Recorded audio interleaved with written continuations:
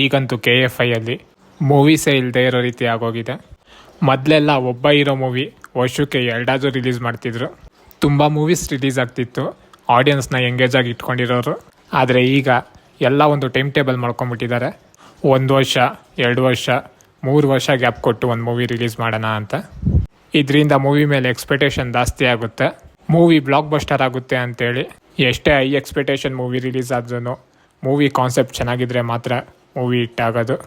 ಇದರಿಂದ ಪ್ರಾಬ್ಲಮ್ಸ್ ಏನಾಗುತ್ತೆ ಅಂದರೆ ಎಷ್ಟೋ ಸಾವಿರ ಜನ ಆರ್ಟಿಸ್ಟು, ಮೂವಿ ಟೆಕ್ನಿಷಿಯನ್ಸು ಇವರಿಗೆಲ್ಲ ಕೆಲಸ ಇಲ್ದಿರೋ ರೀತಿ ಆಗುತ್ತೆ. ಮತ್ತು ಮೂವೀಸ್ ಇಲ್ದಿರ ನಾವು ಸುಮಾರು ಕಡೆ ನೋಡ್ತಾ ಇದ್ದೀರಿ, ಥಿಯೇಟರ್ಸ್ನೆಲ್ಲ ಹೊಡೆದಾಕಿ ಅಲ್ಲಿ ಯಾವುದಾದ್ರೂ ಕಾಂಪ್ಲೆಕ್ಸು, ಯಾವುದಾದ್ರೂ ಅಪಾರ್ಟ್ಮೆಂಟು, ಈ ಥರ ಬೇರೆ ಬೇರೆ ಏನೇನೋ ಕಟ್ತಾ ಇದ್ದಾರೆ. ಥಿಯೇಟರ್ಸೇ ಇಲ್ಲ ಅಂದಮೇಲೆ ಇವ್ರು ಎಷ್ಟೇ ಹೈ ಬಜೆಟ್ ಮೂವಿ ತೆಗೆದ್ರೂ ಅದಕ್ಕೆ ವ್ಯಾಲ್ಯೂ ಇಲ್ದಂಗೆ ಆಗುತ್ತೆ, ಅದಕ್ಕೆ ಒಂದು ಪ್ಲ್ಯಾಟ್ಫಾರ್ಮೇ ಇಲ್ದಂಗೆ ಆಗುತ್ತೆ. ಈಗ ಇನ್ನೊಂದು ಪ್ಲ್ಯಾಟ್ಫಾರ್ಮ್ ಬಂದಿದೆಯಲ್ಲ OTT, ಅದರಲ್ಲಿ ರಿಲೀಸ್ ಮಾಡಬೇಕಾಗುತ್ತೆ ಅಷ್ಟೇ. ಮತ್ತು ಮೂವೀಸ್ ಇಲ್ದಿರ ಥಿಯೇಟರ್ ಅವರು ಬೇರೆ ಲ್ಯಾಂಗ್ವೇಜ್ ಮೂವಿ ರಿಲೀಸ್ ಮಾಡ್ತಾರೆ. ಇದರಿಂದ ಆಡಿಯನ್ಸು ಬೇರೆ ಲ್ಯಾಂಗ್ವೇಜ್ ಮೂವಿಗೆ ಅಟ್ರಾಕ್ಟ್ ಆಗ್ತಾರೆ. ಈಗ ಇದಕ್ಕೊಂದೇ ಸೊಲ್ಯೂಷನ್ನು, ಈಗಿನ ಜನ್ರೇಷನ್ ಹೀರೋಸ್ ಮೂವಿ ಕ್ಲಿಕ್ ಆಗಬೇಕು, ಆಡಿಯನ್ಸ್ನ ಎಂಗೇಜ್ ಆಗಿ ಇಟ್ಕೊಬೇಕು, ಒಳ್ಳೆ ಕಾನ್ಸೆಪ್ಟ್ ಇರೋ ಸಬ್ಜೆಕ್ಟ್ ಮೇಲೆ ವರ್ಕ್ ಮಾಡಬೇಕು.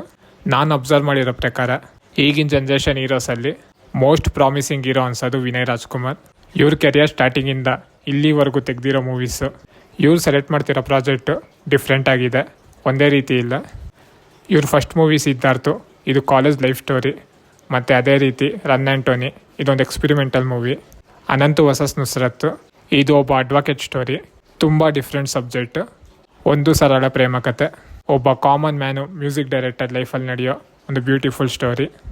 ಇದೇ ರೀತಿ ಸುಮಾರು ಮೂವೀಸ್ ಬಂದಿದೆ. ಇದರಲ್ಲಿ ಕೆಲವು ಮೂವೀಸ್ ಹಿಟ್ಟಾಗಿದೆ, ಇನ್ನು ಕೆಲವು ಆವ್ರೇಜ್ ಆಗಿದೆ. ಆದರೆ ಇವರು ಮೂವೀಸಲ್ಲಿ ಎಕ್ಸ್ಪಿರಿಮೆಂಟ್ ಮಾಡೋದು ಬಿಟ್ಟಿಲ್ಲ, ಎಲ್ಲ ವಿಭಿನ್ನವಾಗಿದೆ ಇವ್ರು ಸೆಲೆಕ್ಟ್ ಮಾಡೋ ಕತೆ. ಇದರಿಂದ ಆಡಿಯನ್ಸ್ಗೆ ಇವ್ರ ಮೇಲೆ ಒಂದು ಎಕ್ಸ್ಪೆಕ್ಟೇಷನ್ ಇರಲ್ಲ. ವಿನಯ್ ರಾಜ್ಕುಮಾರ್ ಅವ್ರು ಅಂದಿದ ತಕ್ಷಣ ಬರೀ ಒಂದು ಮಾಸ್ ಹೀರೋ, ಇಲ್ಲ ಕ್ಲಾಸ್ ಹೀರೋ, ಇಲ್ಲ ಬರೀ ಒಂದು ರೊಮ್ಯಾಂಟಿಕ್ ಮೂವಿ ಇರುತ್ತೆ ಅನ್ನೋ ಥರ ಫಿಟ್ ಆಗಲ್ಲ. ಒಂದು ವರ್ಸಟೈಲ್ ಆ್ಯಕ್ಟರ್ ಅಂತೇಳಿ ಎಲ್ಲ ಥರನೂ ಸೆಟ್ ಆಗ್ತಾರೆ.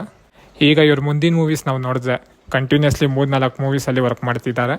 ಗ್ರಾಮಾಯಣ, ಇದೊಂದು ಹಳ್ಳಿ ಸಬ್ಜೆಕ್ಟು, ಹಳ್ಳಿಯಿಂದ ಸಿಟಿಗೆ ಬರೋ ಒಬ್ಬ ಕಾಮನ್ ಮ್ಯಾನ್ ಸ್ಟೋರಿ. ಈಗಾಗಲೇ ಇದ್ರ ಒಂದು ಸಾಂಗು ತುಂಬಾ ಹಿಟ್ಟಾಗಿದೆ. ಮತ್ತು ದುನಿಯಾ ವಿಜಯ್ ಅವರು ವಿನಯ್ ರಾಜ್ಕುಮಾರ್ ಅವ್ರಿಗೆ ಡೈರೆಕ್ಟ್ ಮಾಡ್ತಿದ್ದಾರೆ ಸಿಟಿ ಲೈಟ್. ಈ ಮೂವಿಗೆ ಈಗಾಗಲೇ ತುಂಬ ಎಕ್ಸ್ಪೆಕ್ಟೇಷನ್ ಇದೆ.